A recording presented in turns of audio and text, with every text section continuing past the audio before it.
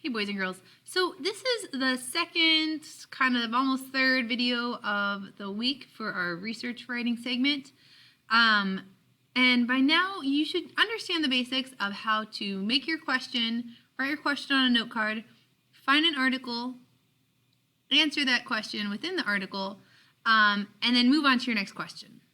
You know you should have one question per note card, one answer per note card, and then the name of the source, that means the website name or the name of the article, maybe even both, on the back of your note card. Okay, the next thing, and the thing I really want us to focus on today, is how to look for additional questions within the article you're reading. Or how to find unanswered questions if you can't find them in your original article. Sometimes finding that next resource is a tricky step.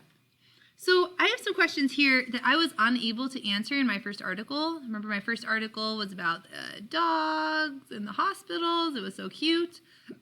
Oh, excuse me.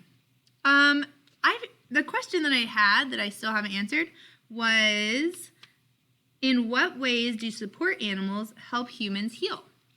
Okay. What I first did, I'll actually go back, is I typed that into the search bar. In what ways do support animals help humans heal? It's not always going to be that easy. Sometimes you might type in a question and you find that it doesn't really come up with answers or reliable articles, or maybe the articles are too complex and you need to backtrack, whatever. So sometimes you might need to reword it. But in this case, I found some pretty good sources. And another thing I'd like to point out is those articles and those websites that are at the top of your Google search, they are not the best websites and articles. They are just the most popular. So don't necessarily trust those. I'm not saying don't use them, but make sure you scroll all the way down the page and you figure out which sources look reliable, which ones don't look like advertisements, which ones look like organizations rather than companies maybe. And I decided to go with this one because I know that NPR is a public broadcasting station. I know it's not affiliated with any companies, and I'm feeling pretty good about it. And it's one I'm familiar with. All right, so the title is Pet Therapy, How Animals and Humans Heal Each Other. So this seems pretty, like it's going to have some good stuff and probably help me with the answers I'm looking for. Okay, move my face. Oh, and there's already a horse. Oh, I love it. Okay, so I'm first going to skim and read. Those of us who own pets know they make us happy, but a growing body of scientific research is showing that our pets can also make us healthy or healthier. Okay, so I'm definitely in the right place. I'm going to keep scrolling. I'm scrolling. Oh, here we go. There really isn't a day when she doesn't brighten the spirits of a kid at the inn. And the inn I'm seeing is a hospital, a children's hospital in Maryland, and this is the dog that they're talking about, Viola. Okay. There really isn't a day when she doesn't brighten the spirits of a kid at the inn, and an adult, and a staff member, says Meredith Daly, the inn spokeswoman. But V may well be doing more than just bringing smiles to the faces of stressed out parents and children. Dogs like V have helped launch an entirely new field of medical research over the past 3 decades or so. Okay, so I'm definitely in the right spot. I'm feeling good. The use of pets in medical settings actually dates back more than 150 years. Wow, so I'm going to pause, and actually I found a new question that I didn't even know I was going to have yet. And my question is, how long have pets been used in medical settings? What would my answer be? Pets have been used in medical settings for the last 150 years. Perfect. That's its own note card. So that's a bonus note card, right? I went in looking for a different answer, and I found way more stuff. Excellent. That's perfect. And that's exactly what you want. Okay, let's keep reading. One could even look at Florence Nightingale, recognizing that animals provided a level of social support to the institutional care of the mentally ill, says Fine, who has written several books on the human-animal bond. What I'm going to do is I'm going to write that lady's name down because it sounds like she's done a lot of research in this field, and she might be a really great resource for me. It was only in the late 1970s that researchers started to uncover the scientific underpinnings for that bond. Ooh, Ooh, now I'm kind of thinking of another note card. So, and the question might be, when did researchers start to, actually, I don't really have a good question thought out for how I would say this, but I know there's a question there relating to when did modern researchers start to uncover findings related to human-animal bonds? I don't know. You could probably do a better job at wording that, but you see what I mean. One of the earliest studies, published in 1980, found that heart attack patients who owned pets lived longer than those who didn't. Another early study found that petting one's dog could reduce blood pressure.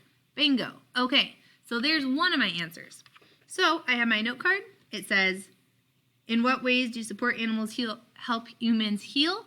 And one of my answers is petting one's own dog could reduce blood pressure. So in my own words, maybe I would say, petting your dog can reduce your blood pressure. Boom, done. I'm also going to say a study from 1980 found that people with pets often live longer. That's it. Okay? Now let's go on. And that can be on one note card because both of those answers are relating to that question. You don't always want to do that, but in this case you can. More recently, says Rebecca Johnson, a nurse who heads the Research Center for Human and Animal Interaction at the University of Missouri College of Veterinary Medicine, studies have been focusing on the fact that interacting with animals can increase people's level of the hormone oxytocin. Ooh, there's another really good one. So I don't know what oxytocin is yet. I can find out by clicking on this or reading on, but I know that this is going to be related to how humans heal with animals. That is very beneficial for us, says Johnson. Oxytocin helps us feel happy and trusting. Okay, excellent. So I found my answer.